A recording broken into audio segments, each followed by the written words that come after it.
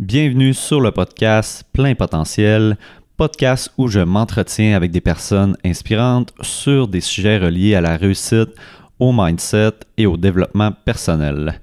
Je vous souhaite une bonne année 2020. Je souhaite une bonne saison 2 du podcast. Je vous prépare encore une fois des épisodes très, très intéressants avec des invités que je crois que vous allez apprécier. Mon invité d'aujourd'hui pour débuter l'année, Gabriel Balbinotti, qui est un joueur de soccer professionnel. Il vient d'être repêché par le FC Forge d'Hamilton. Il joue pour les Patriotes de l'UQTR aussi. D'ailleurs, les Patriotes ont gagné le championnat canadien il y a quelques semaines en fait, là. Et c'est un des sujets qu'on a abordé. Donc on a parlé de quel mindset l'équipe avait, dans quel état mental ils se retrouvaient lors de ce championnat-là, parce qu'ils n'ont pas accordé un seul but. Ils ont vraiment eu des performances exceptionnelles, là.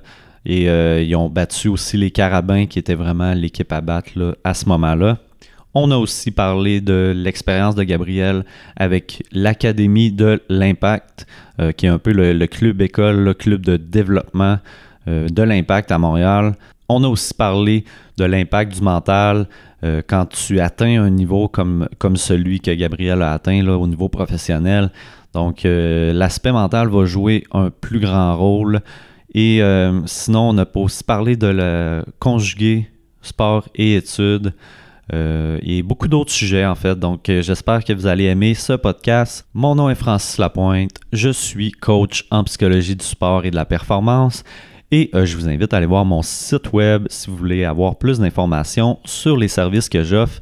C'est sur le francislapointe.ca. Avant de vous laisser avec le podcast, simplement vous rappeler que Plein Potentiel est en diffusion sur radioh2o.ca tous les dimanches à 9h et les lundis à 14h.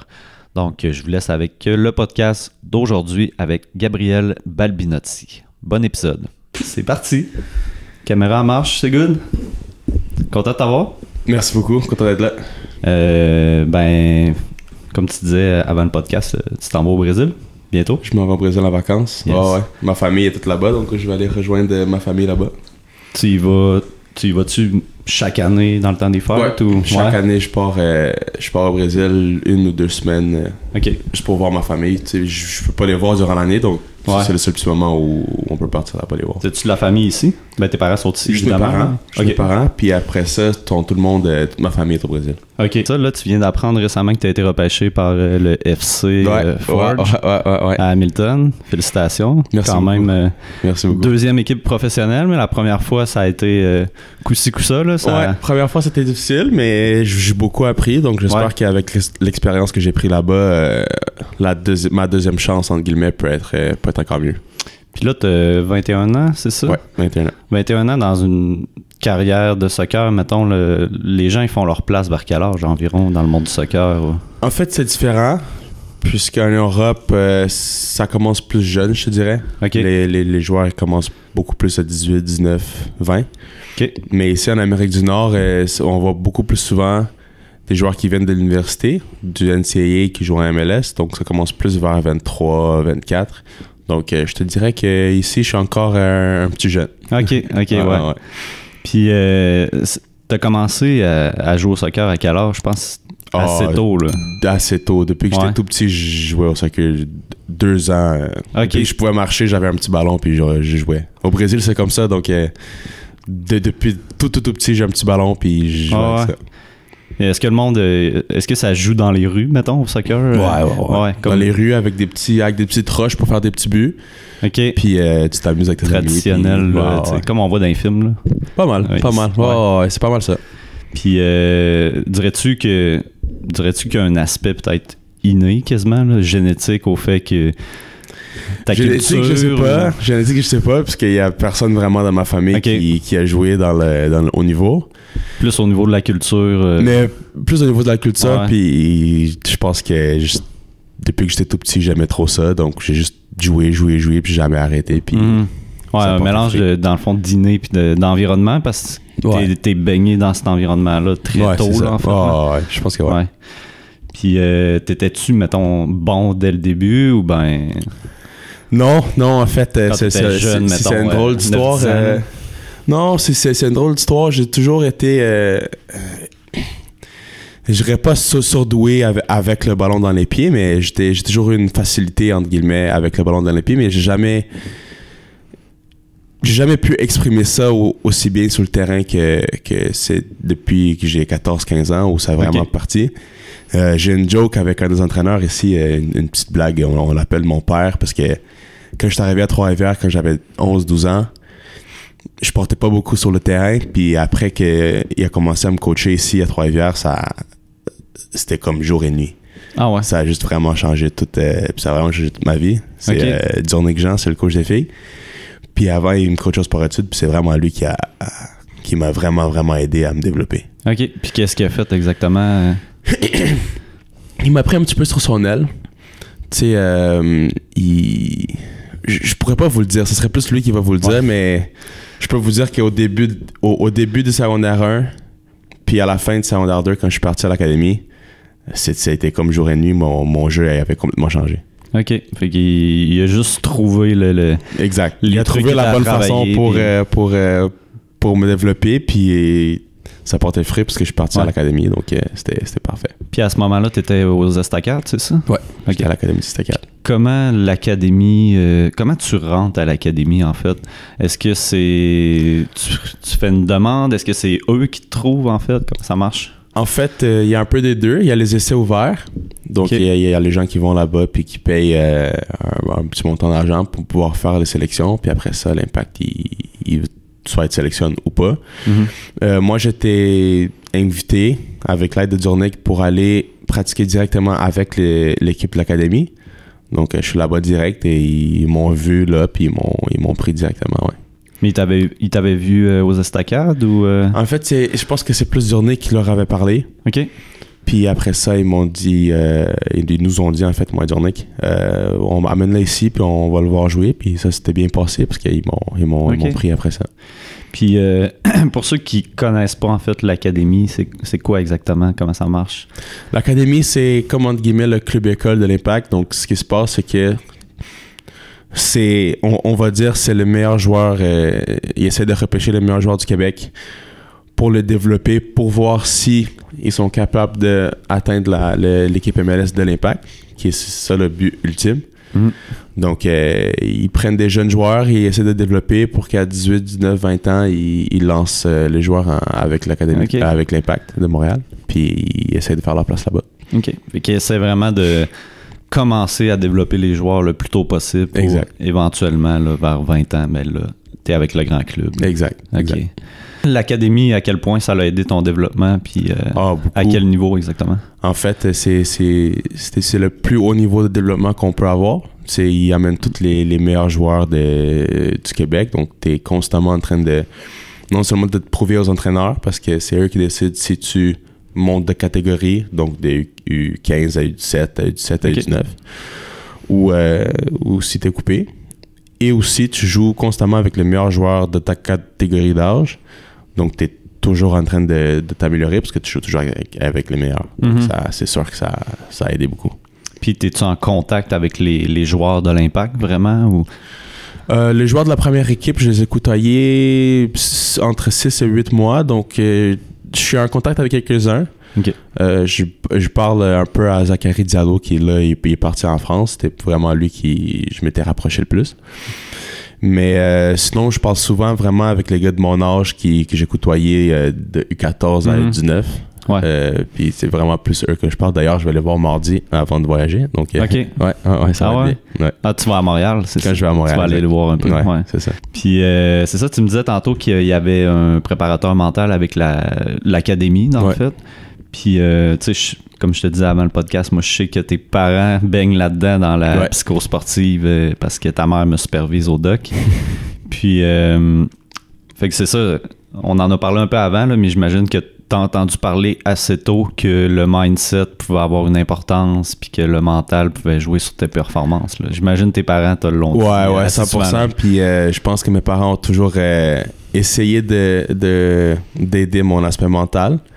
Je pourrais pas vous le dire comment, honnêtement. Moi, je suis vraiment le gars, j'essaie de jouer puis de m'amuser, mais dans cet aspect-là, il faudrait plus parler avec eux mais je suis convaincu qu'ils ont fait des choses, c'est clair. Ouais. Puis c'est ça, tu disais tantôt que plus ça va, plus tu le vois là, que l'aspect mental, il y a un effet. Ouais. En fait, moi, je l'ai vu directement quand j'ai monté avec la première équipe. Je veux dire, c'était vraiment quelque chose. Honnêtement, c'est 80% de ton jeu, c'est dans ta tête. Mm-hmm. Puis j'ai vraiment appris ça avec Ottawa, puis avec le petit moment que j'étais avec la première équipe de l'Impact. C'est ça que j'ai vraiment vu le plus, puis j'ai vraiment essayé de développer après ici. Puis comment tu l'as vu, par exemple? Juste des par exemples exemple, concrets ou... Non, juste par exemple dans l'aspect où t'es là, mais par exemple, t'es là, mais il faut que tu te prouves pour jouer, mais il y a beaucoup d'aspects qui font en sorte que tu joues pas. Par exemple, t'as pas assez d'expérience ou le mec devant toi est meilleur que toi. Puis là, ça, c'est vraiment dur mentalement parce que t'es là pour jouer, mais tu joues pas. Donc, c'est vraiment quelque chose qui... personnellement, ça m'a pogné. Ouais.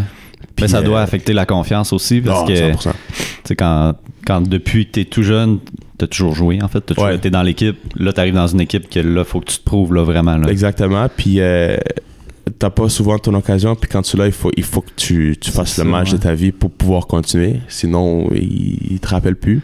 Ouais. Donc il faut faire le match de ta vie garder avec la pression de... Exact. Fait qu'il faut que tu gardes la confiance, il faut que tu gardes ton esprit mental vraiment top tout le temps pour que quand tu as ta chance, tu la prennes. Mm-hmm. Ça me fait penser beaucoup, parce que comme je te disais, moi je suis beaucoup le hockey en fait. Puis tu sais, c'est ça, des fois tu as des jeunes qui viennent des mineurs, puis là, tu sais, il y a une chance de se prouver, mais c'est comme un match, puis là, tu sais, s'ils marquent pas un but quasiment, exact, on le renvoie. C'est vraiment ça le sport professionnel. En même temps, tu sais, oui, c'est frustrant pour le joueur, mais d'affronter cette adversité-là, j'imagine que ça doit être bon éventuellement parce que... Non, 100%, comme je vous avais dit tantôt aussi. T'as pas tout cru dans le bec, mettons. Là, non, 100%.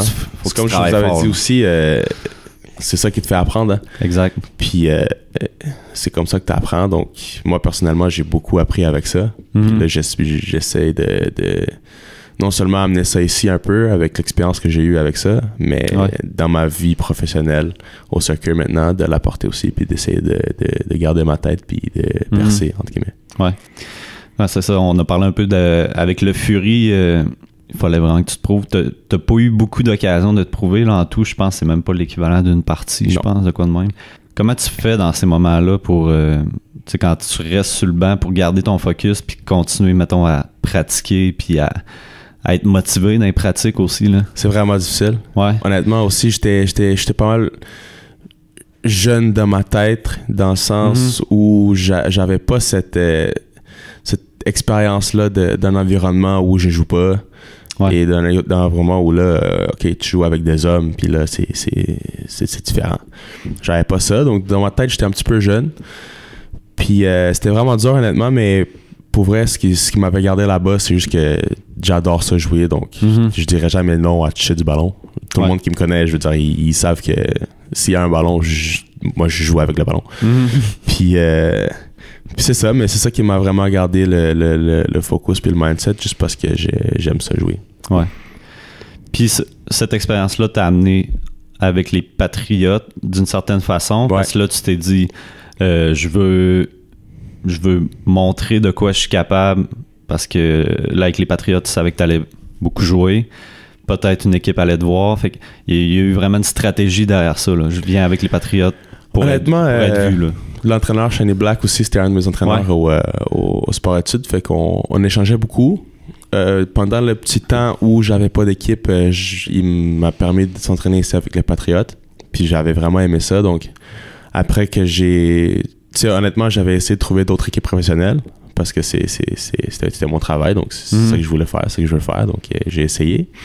Malheureusement, parce que justement au Fury, j'avais pas beaucoup de temps de jeu et d'autres aspects aussi autour de ça. Il y a pas eu d'équipe qui m'ont offert quoi que ce soit. Donc j'avais parlé à Shani pour lui dire j'aimerais ça intégrer ici pour voir si je peux amener des bonnes qualités et de bons trucs pour ton équipe. Je sais pas si vous le savez, mais moi, parce que j'avais joué à USL l'année passée, il faut attendre 1 an au jour après ton dernier match professionnel où tu as été sur le banc pour pouvoir jouer universitaire. Donc moi, les premiers 10 matchs ici à l'université, j'ai pas pu jouer. OK. Puis j'avais expliqué ça à Shani aussi, puis il a été vraiment compréhensif, puis il m'a vraiment donné une très grande chance pour pouvoir venir ici, puis montrer ma qualité. Puis ouais, moi, je pense que ça portait fruit, parce qu'on a tout gagné à la fin. T'as-tu eu une bonne saison? T'as joué combien de matchs, dans le fond, finalement? Moi, en fait, sur les 17 matchs total qu'on a joué, j'en ai joué 7. OK. Les 4 derniers, donc les 2 derniers de la saison régulière, demi-finale, finale, RSEQ, et après les 3 du champion canadien. OK, fait que t'as eu juste 2 matchs là, avant les séries là, pour te mettre dedans. Là. Exact. Ah ouais. Exact. C'était un petit peu difficile. Ouais. Parce que être match fit, comme on dit en anglais, c'est pas la même chose que s'entraîner fort au gym, par exemple. C'est vraiment quelque chose d'autre pour se mettre en forme pour jouer, et le timing du jeu, puis l'exécution est à point. Là. Et honnêtement, un truc aussi qui manquait beaucoup dans les matchs au début, c'était la cohésion avec les joueurs, puis comment est-ce que moi je peux aider les joueurs, puis comment est-ce que les joueurs avec mes qualités peuvent m'aider aussi. Ça, c'était un truc où je sentais que ça cliquait pas au début, les premiers 2-3 matchs. Même la finale RSEQ, je veux dire, c'était pas, on n'avait pas assez de cohésion, mais je pense qu'au championnat canadien, on a décliqué, puis on était juste prêts pour jouer, puis gagner ça. Puis comment que ça s'est... T'as-tu une idée comment que la cohésion s'est développée? Ou? Ouais, tu sais, on est une équipe vraiment solidaire, donc tout le monde était proche, et tout le monde et on croit vraiment à la discussion. Donc moi et les joueurs et les entraîneurs, on a pris vraiment le temps pour discuter par rapport à, bon, toi tes qualités c'est quoi, toi t'aimerais ça jouer comment, ok, bon, ben toi c'est ça, ok, moi j'aime ça, donc bon, ça. On va s'ajuster par rapport à ci, ça. Puis après ça, ça commençait à venir naturellement. Puis je rendu au championnat canadien, je pense qu'on était tous prêts, on savait tout comment on jouait. Puis... Fait que ça a été un peu de redéfinir les rôles. Là. Ouais, toi, c'est quoi ton rôle? Toi, t'es-tu plus défensif? T'es-tu plus offensif? Okay. Exact. Puis c'est ça, moi j'ai intégré l'équipe vraiment à la fin de la saison. Donc c'était un gros... Ça change la cohésion aussi. Ouais, ça change complètement la cohésion. Ouais, je veux dire. Un nouveau joueur qui arrive, un autre qui part, tu sais, c'est des ajustements là, pour tout le monde. Exact. Puis là, tu avais aussi à conjuguer sport et études, là, parce que là, tu as commencé ton bac, tu vas mettre sur pause, j'imagine? J'ai pas plus de détails. OK. Moi, le seul détail que j'ai, c'est que moi, je pars en pré-saison avec l'équipe en CPL. C'est mi-février, donc 15-18 février, on n'a pas la date exacte encore, mais c'est le seul détail que j'ai. Après ça veut dire qu'en janvier, là, tu reviens ici puis tu vas quand même retourner à tes cours? Ouais, je vais, moi c'est ça mon plan. En sachant pas trop là, si en février t'es parti pour de bon, ben si tu vas revenir. Mettons. Exact. Mais en janvier, je compte revenir ici puis commencer, puis même jouer les premiers 3-4 matchs avec les Patriots. Ah, ok. Ok, cool. Ça va être une bonne préparation en même temps. Ouais, exact. Comme je vous ai dit, jouer des matchs et s'entraîner, c'est deux choses différentes. Donc, ça va être ton pré-camp quasiment. Là. Exact. Ouais. Fait que ça va être bon. Mais ouais, tout ça pour dire que sport et études ensemble, tu trouvais ça difficile à l'automne? Très difficile. Moi, j'étais pas allé à l'école depuis le secondaire. Ah ouais. Après mon secondaire 5, j'étais juste avec l'académie puis avec la première équipe. Donc, avec les voyages puis tout, j'avais pas trop le temps avec l'école. Donc, j'avais décidé avec mes parents d'arrêter ça. OK. Donc, depuis le secondaire 5, je te dirais, ça fait un bon 4 ans où je me consacre 100% au soccer. Revenir aux études, c'est vraiment quelque chose de difficile. Là, on est en fin de session, puis honnêtement, vraiment difficile. Ouais, sérieusement, pas mal tous ceux qui sont dans les Patriots, sérieux, je trouve... C'est ceux qui font ça tout le long de leurs études, tout leur bac, puis des fois, c'est des horaires de fou. Là. La fin de semaine, sont partis dans une autre province pour, je pense, mettons, cross-country. Tu vas faire une course toute la fin de semaine. Tu n'as pas le temps pour étudier. C'est assez fou. Là. Ouais. Je te dirais que, T'as-tu développé un peu des trucs à mesure que la session avançait? Ou Écoute, mes parents m'aident beaucoup. Ouais. Mais honnêtement, j'ai des trucs, honnêtement, j'essaie de m'asseoir puis d'étudier. Ouais, la priorisation de... Ouais, c'est ça. Mais c'est difficile, la motivation de le faire, c'est difficile. Je suis pas habitué. Après 4 ans, tu t'habitues pas. La concentration, c'est pas pareil comme avant. Ouais. Fait que c'est difficile, mais on essaye. Puis, mettons, toi, ton plan 1, c'est le soccer, j'imagine. Ouais. Jouer professionnellement. Ouais, ça a toujours été ça. Les études, en même temps, ils embarquaient un peu en dessous de ça, là, j'imagine. Là. Je te dirais pas en dessous, parce que les règles universitaires sont faut que tu aies 18 crédits dans l'année pour jouer. OK. Donc, si t'as pas ça, tu joues pas. Donc, en même temps, il faut penser à... Tu peux pas mettre ça en deuxième place, parce que sans ça, t'as pas le droit de jouer. Ouais. Donc, je te dirais c'est pareil, c'est juste que j'ai beaucoup plus de facilité dans le soccer que par rapport à l'étude. Ouais, ça te demande pas un effort d'aller jouer un match ou d'aller pratiquer. Là, non, le vouloir va toujours être là, mais le vouloir d'étudier, c'est difficile. On a parlé un peu de votre titre avec le titre de champion canadien, en fait, il y a quelques semaines avec les Patriotes. D'ailleurs, vous avez blanchi les Carabins, puis eux qui n'avaient pas été blanchis de la saison. Ouais. Tu me disais tantôt là, que c'était un peu un match revenge, là, dans le sens que en finale RSEQ, vous aviez joué contre, Carabins avait gagné. Ouais. Qu'est-ce qui fait que vous avez si bien performé, que vous avez blanchi pour la première fois les Carabins cette saison-ci, dans un moment aussi important là, aussi? Écoute, premièrement, non seulement on a blanchi les Carabins, mais on a blanchi tout le monde. Au championnat canadien, on a pris un but. On a joué 3 matchs, puis les 3 matchs, on n'a pas pris un but. Donc, ça, c'est vraiment un exploit impressionnant.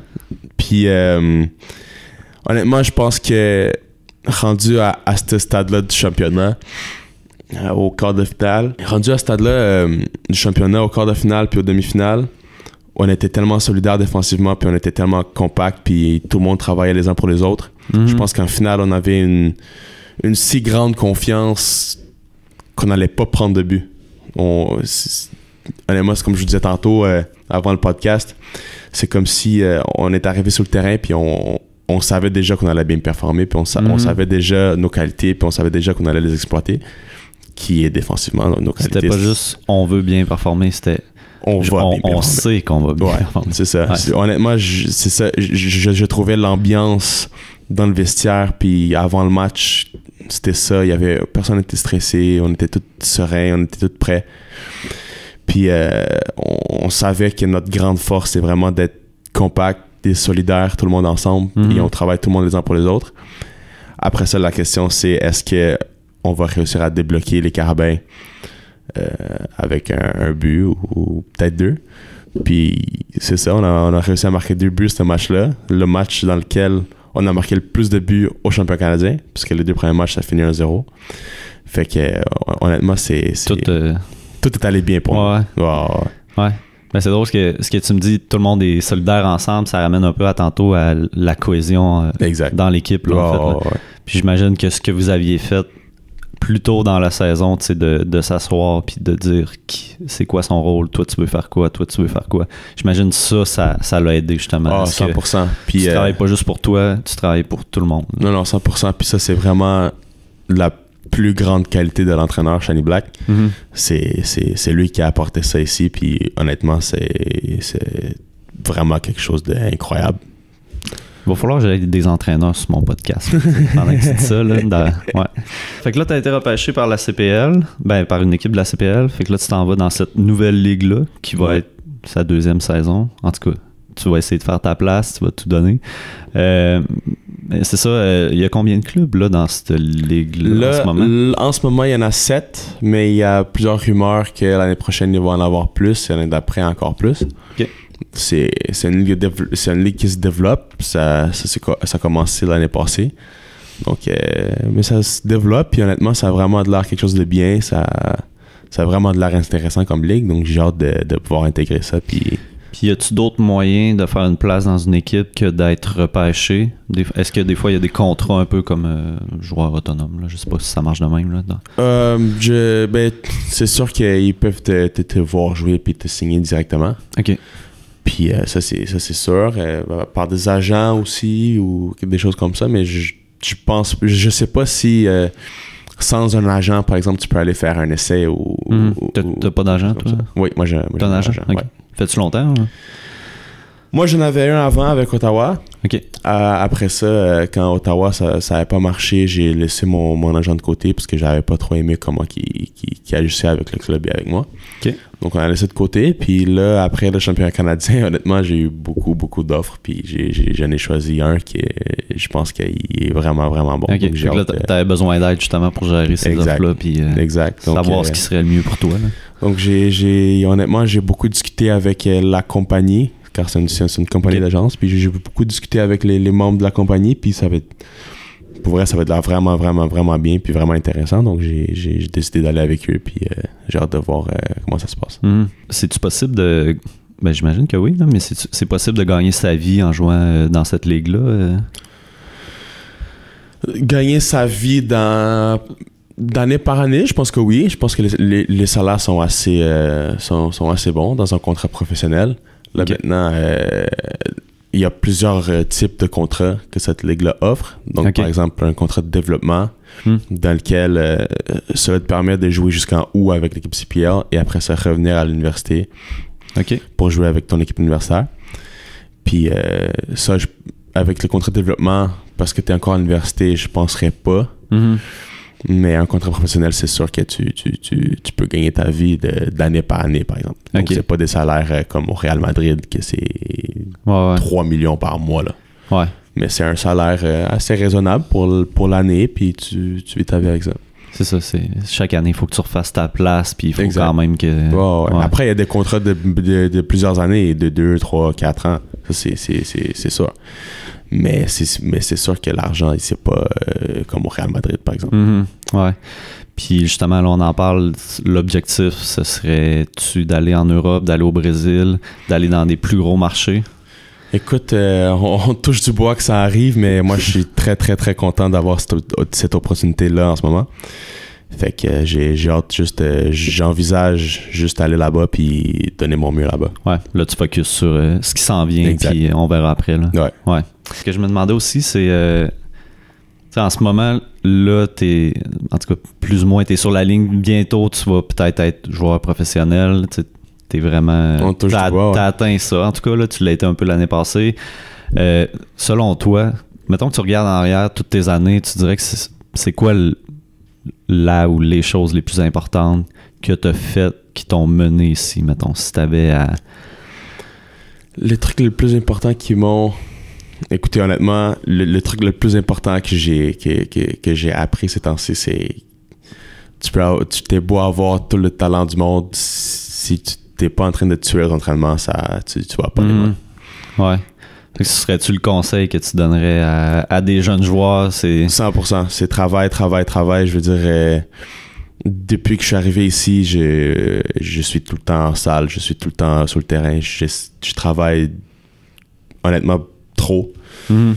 Puis je pousse mon corps à des limites de fou, juste pour atteindre mes objectifs. Puis grâce à ce travail-là, grâce à tout le temps que j'ai consacré en salle puis sur le terrain, je pense que c'est vraiment ça qui m'a permis d'avoir ma deuxième chance dans le monde pro. Fait qu'honnêtement, le meilleur conseil que je peux donner, c'est travail. C'est un petit peu cliché, mais c'est vraiment ça. Il y a pas de secret. C'est vrai. Ouais, il y a pas de secret. On voit des joueurs des fois avec énormément de talent puis qui, une fois qu'ils ont atteint, on dirait leur objectif, ils ralentissent puis ils font plus le travail qu'ils faisaient pour se rendre là, puis tu vois tout de suite que la performance décline là. 100%. Ouais. Puis c'est vraiment ça là. Il y a vraiment pas d'autres secrets, il y a rien là. Ouais. C'est vraiment ça. Ben écoute, j'ai fait le tour de mes questions, fait que ça fait pas mal le tour. Sinon, je te souhaite sérieusement la meilleure des chances pour le prochain défi qui s'en vient. Puis sinon, toi, as-tu une page d'athlète que les gens peuvent te suivre ou pas pour l'instant? Ben, pas une page officielle comme par exemple le gars sur Facebook, mais j'ai mon Instagram, j'ai Balbinotti11, que c'est pas mal là que je suis plus souvent. Donc, si les gens veulent me contacter par là, c'est l'idéal. Parfait. Ben, merci d'avoir accepté l'invitation. Parfait. Merci beaucoup. Yes.